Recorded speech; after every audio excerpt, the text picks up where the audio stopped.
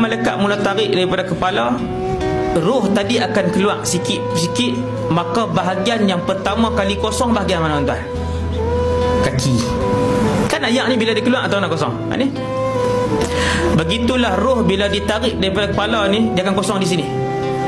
Kita waktu tu, waktu roh dia tengah keluar tu, kita akan berasa kaki tak boleh gerak dah. Sakit tak terkata dah. Sakit tak terkata dah. Ketika tu di kiri dan kanan kita duk dengar ini. Hak siapa duk gelak mengilai, hak siapa duk sembang tak endah kat kita. Kalau ramai anak bini, anak-anak kita ramai yang soleh pakat duk baca Quran, maka Quran tu lah kita duk dengar. Kita gerak kaki kita tak boleh lah waktu tu. Sebab roh tak ada dah tahun ni.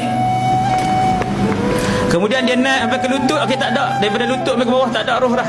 Dia naik sampai pusat ni. Daripada pusat sampai ke bawah tak ada roh dah. Di sini duk kumpul malaikat, duk kumpul tahun ni. Dia naik sampai ke atas, sampai ke tengkok. Dia akan bunyi sikit. Aduh, sikit dah. Kadang dengar, kadang tak dengar pun. Bila roh sampai di tengkok, tuan-tuan, Allahu Akbar, yang itulah segala-galanya dalam kehidupan dia, di situlah.